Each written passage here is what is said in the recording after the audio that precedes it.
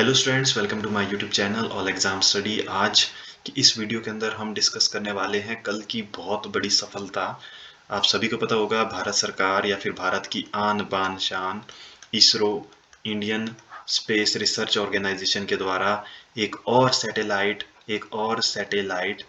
आपका लॉन्च हुआ है, जिसका नाम है आपका इनसैट 3DS। इनसैट 3DS जो सैटेलाइट है ये आपका लॉन्च हुआ है और ये बहुत इंपॉर्टेंट होने वाला है आने वाले अपकमिंग एग्ज़ाम के लिए भी, क्योंकि जो आपका टेक्नोलॉजीज़ या फिर सैटेलाइट्स के रिगार्डिंग क्वेश्चन है बहुत छप रहे हैं एग्ज़ाम में। तो इसके रिगार्डिंग जो भी क्वेश्चंस बन सकते हैं, ये कहाँ से लॉन्च हुआ, क्या पर्पज़ है, ये किस तरह का सैटेलाइट है, ठीक है, वो सारी बातें मैं आज आपको इस वीडियो के अंदर बताने वाला हूँ। और उससे पहले अगर आपने मेरे चैनल को सब्सक्राइब नहीं करा है तो मेरे चैनल को सब्सक्राइब करें ताकि आपको ऐसे नोटिफिकेशन सबसे पहले मिले। तो चलिए देखते हैं क्या है ये सैटेलाइट इनसैट 3DS। ठीक है, ये इनसैट 3DS, ये आपको नाम रखना है, ये आपका नाम है 3DS। तो ये आपको याद रखना है भाई, इनसैट इनसैट 3DS। ठीक है, 3DS ये नाम आपको याद रखना है क्योंकि ये एग्जाम पॉइंट ऑफ व्यू से बहुत ज़्यादा इंपॉर्टेंट है। तो इसके बाद हम चलते हैं, देखते हैं कि क्या इसमें इंपॉर्टेंट पॉइंट्स हैं और जिसको आपको याद रखना है अपनी नोटबुक या फिर नोट्स में आपको छाप देना है। ठीक है, तो चलिए चलते हैं, देखते हैं कि क्या है इसमें इंपॉर्टेंट पॉइंट। तो सबसे पहले देखिए आपकी लॉन्चिंग एजेंसी, ये मैंने कुछ पॉइंट्स आपके लिए यहाँ पे पहले से नोट रखे हैं। तो देखते हैं क्या है लॉन्चिंग एजेंसी, यानी कि इसको लॉन्च किसने किया है वो आपको मैंने पहले ही बता दिया, ISRO, Indian space research organisation. और जब इसरो की बात आती है तो इसके बारे में कुछ और बातें भी देख लीजिए जो आपके एग्जाम के लिए इंपॉर्टेंट है। वो है आपका इसरो की स्थापना कब हुई है, इसकी स्थापना कब हुई है। ठीक है, स्थापना कब हुई है, तो स्थापना हुई है इसकी 15 अगस्त 1969 को। ठीक है, 1969 को इसकी स्थापना हुई है। और इसके हेड कौन है, वर्तमान में इसके हेड कौन है, हेड है इसके एस सोमनाथ।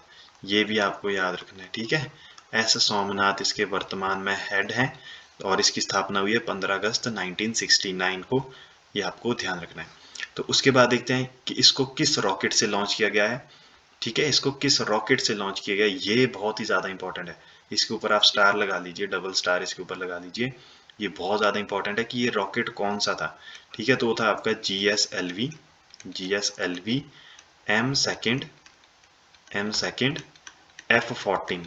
इस रॉकेट के नाम को याद रखिए, GSLV M2 F14, या फिर आपको शॉर्ट में इस तरीके से भी दिया जा सकता है एग्जाम में, GSLV F14। ठीक है, अगर ये भी दिया हो या फिर इन दोनों में से कोई भी आपको दिया हो तो ये आपका क्या हो जाएगा, रॉकेट लॉन्चिंग सिस्टम है इसका। ठीक है, GSLV F14 या फिर GSLV M2 F14। Launched from, ये कहाँ से लॉन्च हुआ है, ये हुआ है सतीश धवन। ठीक है, सतीश धवन, आप भी इसको छाप लीजिए, सतीश धवन स्पेस स्टेशन। ठीक है, स्पेस स्टेशन, यहाँ से ये लॉन्च हुआ है श्रीहरिकोटा। ठीक है,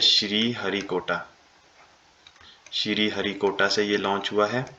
यहाँ से अक्सर यहाँ से इसरो अपने सैटेलाइट को लॉन्च करता है। ठीक है, तो ये हो गया आपका कहाँ से ये लॉन्च हुआ है।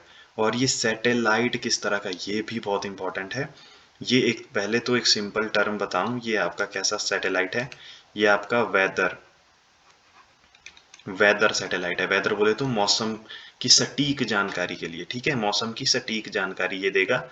और एक वर्ड आप और याद रख सकते हैं, वो है आपका weather monitoring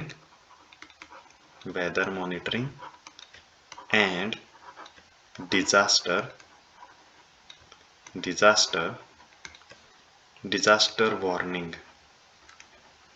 disaster warning satellite है।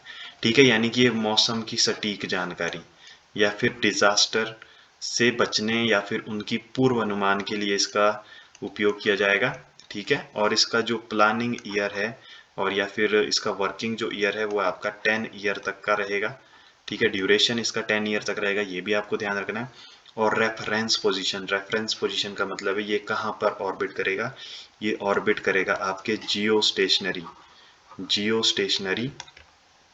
ठीक है, जियो स्टेशनरी जियो स्टेशनरी ऑर्बिट के अंदर ये क्या करेगा, आपका ऑर्बिट करेगा, वहां से अपनी सेवाएं हमें देगा। ठीक है भाई, तो ये आपका हो गया रेफरेंस पोजीशन जियो स्टेशनरी ऑर्बिट, और ये कहाँ पर होता है, ये आपका 35,000 किलोमीटर की ऊंचाई के आसपास रहती है इसकी ऊंचाई। ठीक है, 35,000 किलोमीटर से 36-37,000 के बीच में आपका क्या रहता है, जियो स्टेशनरी ऑर्बिट रहता है। ठीक है, तो यहाँ पे ये आपका क्या करेगा, ऑर्बिट करेगा। और एक बार फिर से मैं आपको इसका दिखा देता हूँ।